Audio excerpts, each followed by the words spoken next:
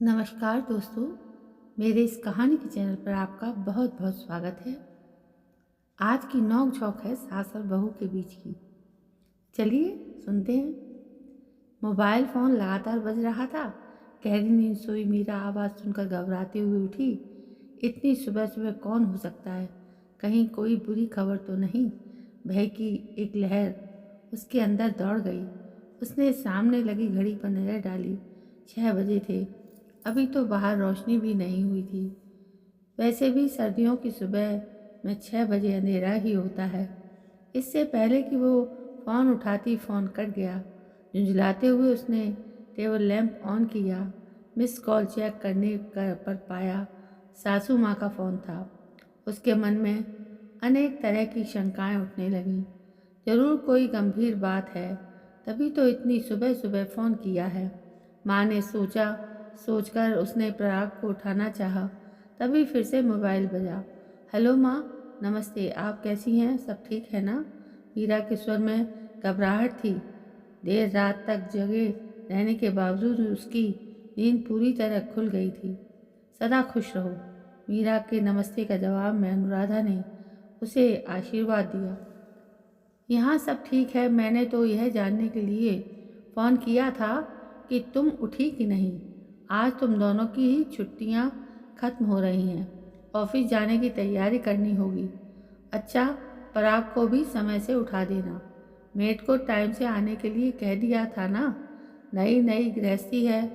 मुझे पूरी उम्मीद है कि धीरे धीरे तुम सब संभाल लोगी। अब तक चाय तो पी ही ली होगी। पराग से भी बात करा दे। उसे भी समझा दूँ कि वो काम में तेरा हाथ बटाए। अब वो अकेला नहीं है। तेरी जिम्मेदारी भी उस पर है। दोनों मिलकर ही तो गृहस्थी जमाओगे। वैसे बेटा, आदमियों को कहाँ इतना समझ होती है। घर तो औरतों को ही संभालना होता है। तुम्हारे ससुर तो खुद एक गिलास पानी भी नहीं लेकर पीते। मैं ही करती हूँ उनके सब काम। हालांकि पराग तो नए जमाने का लड़का है और इतने समय से अकेले रहते रहते घर के कामकाज भी सीख गया है। फिर भी घर तो तुम्हें ही संभालना होगा।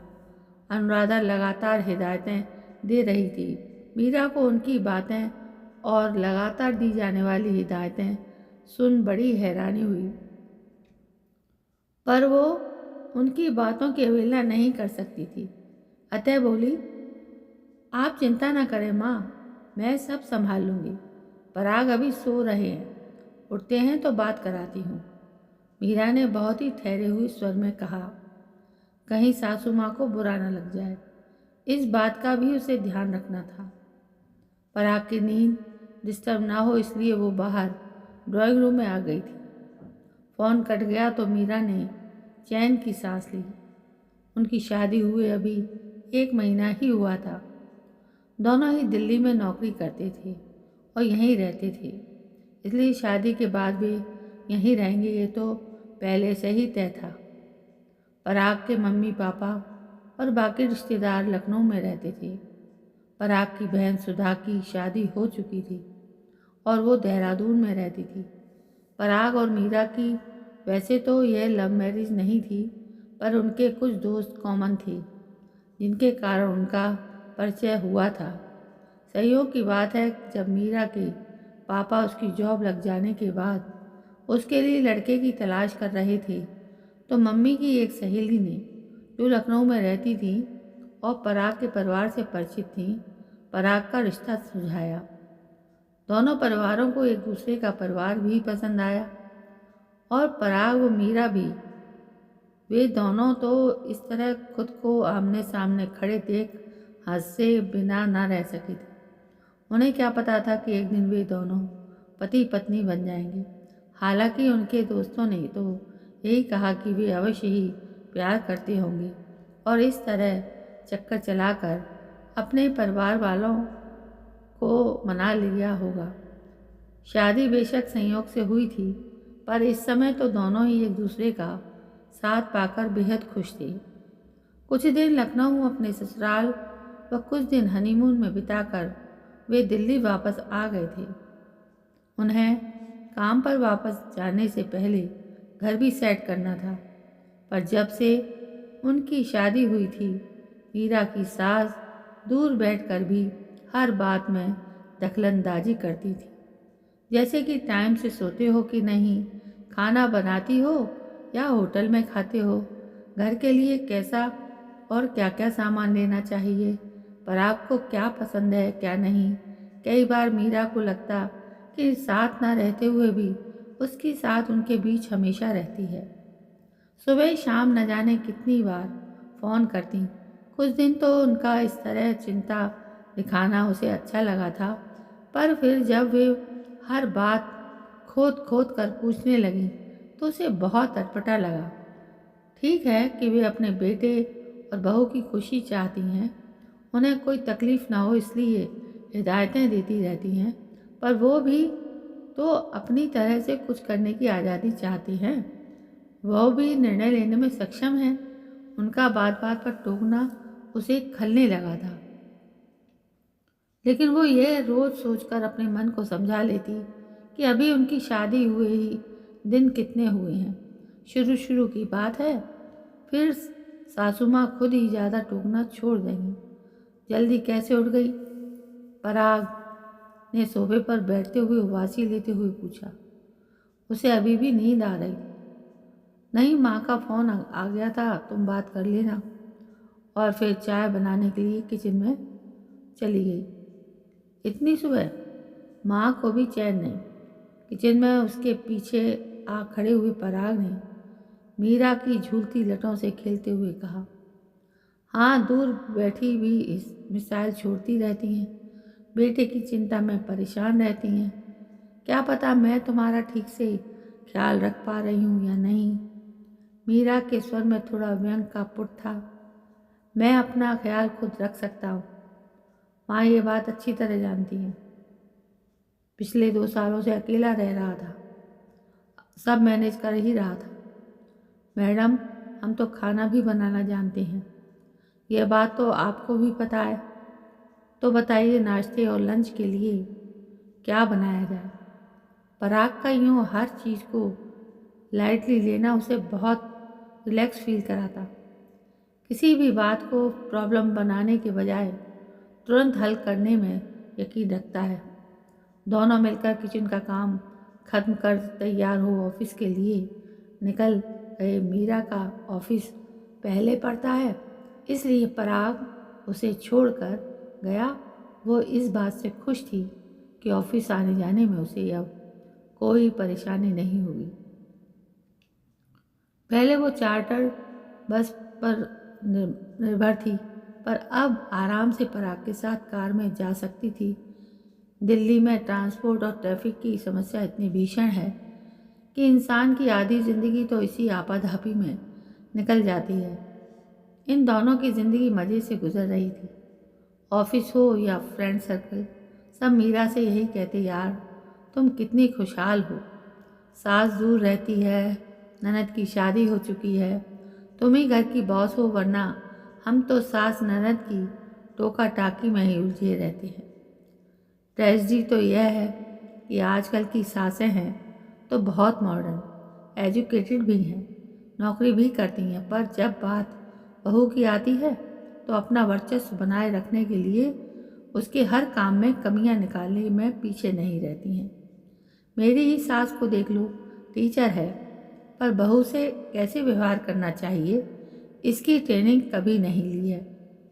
बहुत ही नाटकीय अंदाज में बेला ने एक सांस लेते हुए जब कहा तो सब हंस पड़े। ऑफिस में बेला का बिंदासपन और हाजिर जवाबी सभी को पसंद थी। हमेशा खिलखिलाती रहती थी, लेकिन केवल ऑफिस में या घर से बाहर निकलने पर।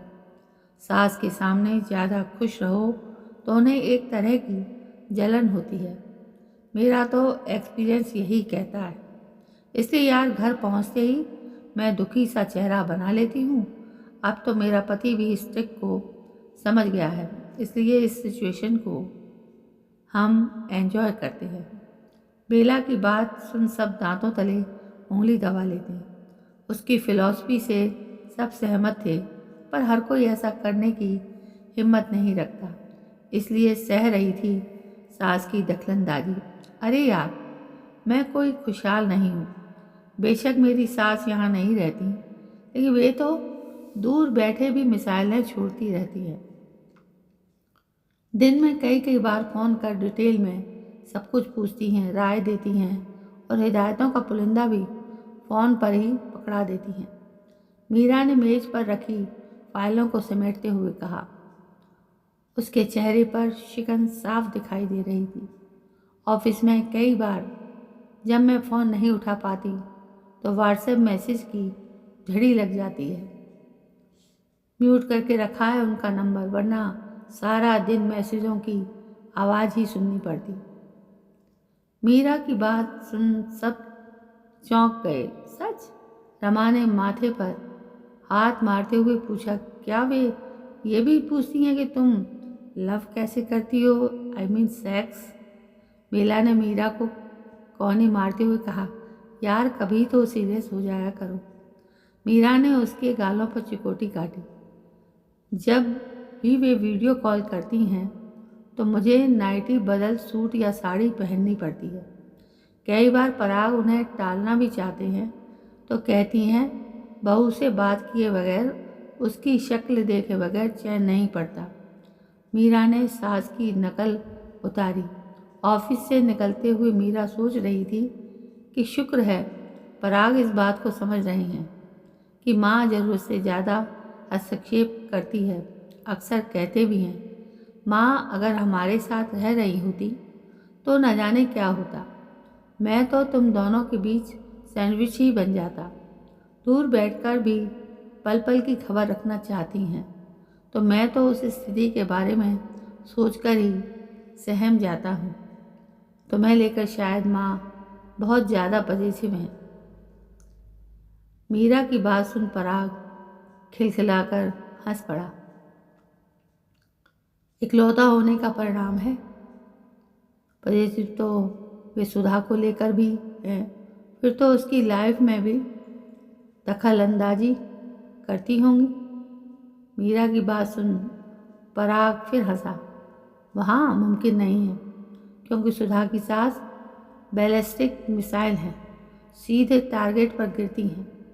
माँ की साधारण मिसाइलें वहाँ नहीं चल पाती। उसकी सास के सामने तो माँ के होठ ही सिल जाते हैं। फिर तो सुधा की सास से ट्रेनिंग लेनी पड़ेगी ताकि तुम्हारी माँ के वारों से बचा जा सके। मीरा ने भी हंसते हंसते जवाब दिया। अरे चलने दो ना मिसाइल। अगर उन्हें खुशी मिलती है तो कब तक चलाएंगी? शुरुआती दिनों की बात है, फिर सब ठीक हो जाएगा, पराग ने समझाया। तो फिर चलने दो, मीरा ने पराग की बाहों में झूलते हुए कहा। लौटते वक्त अक्सर पराग उसे तब नहीं ले पाता था जब वो फील्ड में होता था। उस दिन भी ऐसा ही हुआ, इसलिए उस दिन उसे घर पहुंचते पहुंचते 7 बज गए। पराग भी तभी लौटा। कपड़े चेंज कर मीरा कोल्ड कॉफ़ी बनाने जैसे ही किचन में घुसी कि तभी उसका मोबाइल बज उठा। जब सासू माँ को पता चला कि वो अभी आई है तो बोली, इतनी देर घर से बाहर रहोगी तो घर की व्यवस्था बिगड़ जाएगी, टाइम से आ जाया करो।